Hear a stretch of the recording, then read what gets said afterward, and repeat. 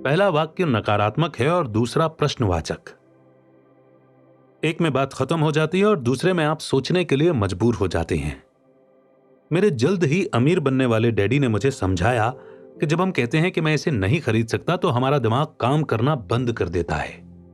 इसके बजाय जब हम ये सवाल पूछते हैं कि मैं इसे कैसे खरीद सकता हूं, तो हमारा दिमाग काम करने लगता है। उनका यह मतलब नहीं था कि आपका जिस चीज पर दिल आ जाए उसे खरीद ही लें। वे लगभग दीवानगी की हद तक अपने दिमाग को कसरत करवाना चाहते थे, क्योंकि उनके ख्याल से दिमाग दुनिया का सबसे ताकतवर कंप्यूटर है। मेरा दिमाग हर रोज तेज होता जाता है क्योंकि मैं इसकी कसरत करता रहता हूं। यह जितना तेज होता जाता है, मैं इसकी मदद से उतना ही ज्यादा पैसा कमा सकता हूं। उनका मानना है कि मैं इसे नहीं खरीद सकता कहना दिमाग के आलस की पहचान है। हालांकि दोनों ही डैडी अपने काम में कड़ी मेहनत करते थे, परंतु मैंने देखा कि पैसे के मामले में एक डैडी की आदत यह थी कि वे अपने दिमाग को सुला देते थे और दूसरे डैडी अपने दिमाग को लगातार कसरत करवाते रहते थे। इसका दीर्घकालीन परिणाम यह हुआ कि एक डैडी आर्थिक रूप से बहुत अमीर होते चले गए, जबकि दूसरे डैडी लगातार कमजोर होते गए। इसे इस तरह से समझें कि एक व्यक्ति हर रोज कसरत करने के लिए जिम जाता है, जबकि दूसरा व्यक्ति अपने सोफे पर बैठकर टीवी देखता रहता है। शरीर की सही कसरत से आप ज्यादा तंदुरुस्त हो सकते हैं और दिमाग की सही कसरत से आप ज्यादा अमीर हो सकते हैं। आलस्य से स्वास्थ्य और धन दोनों का नुकसान होता है। मेरे दोनों डैडियों की विचारधारा में जमीन आसमान का अंतर था। एक डैडी की सोच थी कि अमीरों को ज्यादा टैक्स देना चाहिए ताकि बेचारे गरीबों को ज्यादा फायदा मिल सके, जबकि दूसरे डैडी कहते थे कि टैक्स उन लोगों को सजा देता है जो उत्पादन करते हैं और उन लोगों को इनाम देता है जो उत्पादन नहीं करते। एक डैडी सिखाते थे कि मेहनत से पढ़ो ताकि तुम्हें किसी अच्छी कंपनी में जॉब मिल जाए, जबकि दूसरे डैडी की सीख यह थी कि मेहनत से पढ़ो ताकि तुम्हें किसी अच्छी कंपनी को खरीदने का मौका मिल जाए। एक डैडी कहते थे कि मैं इसलिए अमीर नहीं हूं क्योंकि मुझे बाल बच्चों को पालना पड़ता है। दूसरे डैडी कहते थे मुझे इसलिए अमीर बनना है क्योंकि मुझे बाल बच्चों को पालना है। एक डैडी डिनर की टेबल पर पैसे और बिजनेस के बारे में बात करने के लिए हमेशा प्रोत्साहित करते थे। दूसरे डैडी भोजन करते समय पैसे की बात करने के लिए मना करते थे। एक का कहना था जहां पैसे का सवाल हो सुरक्षित कदम उठाओ, खतरा मत उठाओ। दूसरे का कहना था कि खतरों का सामना करना सीखो। एक का मानना था हमारा घर ही हमारा सबसे बड़ा निवेश और हमारी सबसे बड़ी संपत्ति है। दूसरे का मानना था कि घर मेरा दायित्व है और अगर आपका घर आपकी नजर में सबसे बड़ा निवेश है तो आप गलत हैं। दोनों ही डैडी अपना बिल समय पर चुकाते थे, परंतु उनमें से एक सबसे पहले अपने बिल चुकाता था, जबकि दूसरा सबसे आखिर में। एक डैडी का यह मानना था कि कंपनी या सरकार को आपका ध्यान रखना चाहिए और आपकी जरूरतों को पूरा करना चाहिए।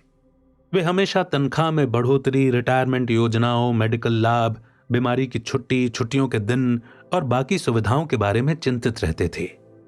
वे अपने 2 चाचाओं से बहुत प्रभावित थे जो सेना में चले गए थे और 20 साल के सक्रिय जीवन के बाद उन्होंने अपने रिटायरमेंट और जीवन भर के आराम का इंतजाम कर लिया था। वे मेडिकल लाभ के विचार को पसंद करते थे और सेना द्वारा अपने रिटायर्ड कर्मचारियों को दी जा रही सुविधाओं की भी तारीफ करते थे। उन्हें विश्वविद्यालय का टेन्योर सिस्टम भी काफी पसंद था। कई बार नौकरी से आजीवन मिल रही सुरक्षा और नौकरी के लाभ नौकरी से ज्यादा महत्वपूर्ण हो जाते हैं। वे अक्सर ये कहते थे कि मैंने सरकार के लिए बहुत मेहनत से काम किया है और इसके बदले में मुझे ये लाभ मिलने चाहिए। दूसरे डैडी पूरी तरह से आर्थिक स्वावलंबन में विश्वास करते थे। वे सुविधाभोगी मानसिकता के विरोधी थे। वे ये मानते थे कि इस तरह की मानसिकता लोगों को कमजोर और आर्थिक रूप से जरूरतमंद बनाती है। उनका दृढ़ विश्वास था कि आदमी को आर्थिक रूप से सक्षम होना चाहिए। एक डैडी कुछ डॉलर बचाने के लिए परेशान रहे। दूसरे डैडी एक के बाद एक निवेश करते रहे। एक डैडी ने मुझे बताया कि अच्छी नौकरी तलाशने के लिए अच्छा सा बायोडाटा कैसे लिखा जाए।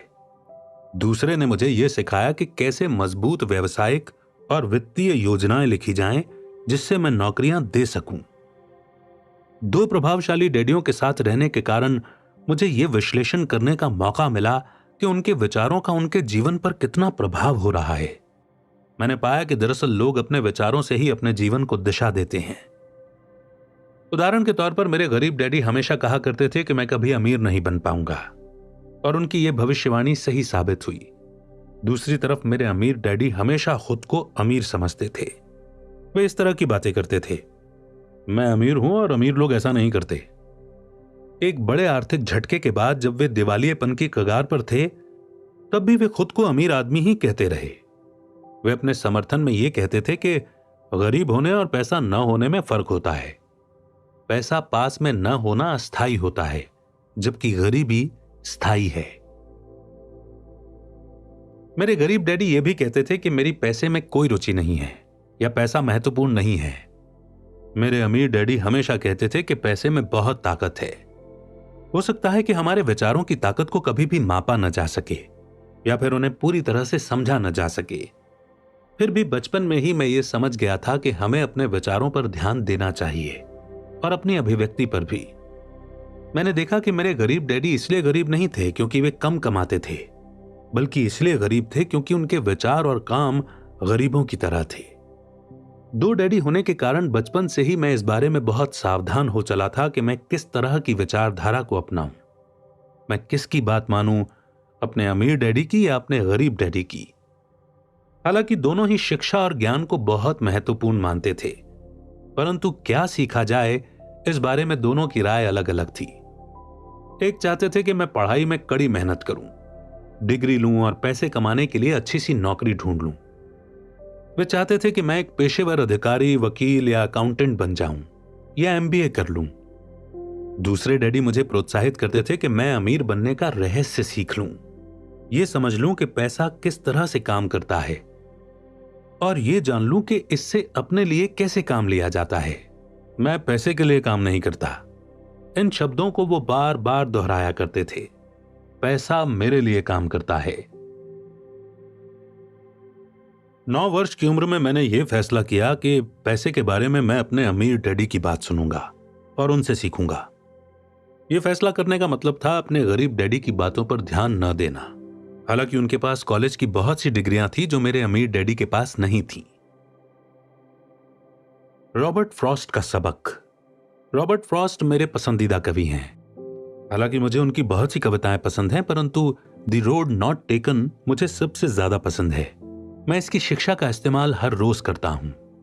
द रोड नॉट टेकन, पहला वाक्य नकारात्मक है और दूसरा प्रश्नवाचक।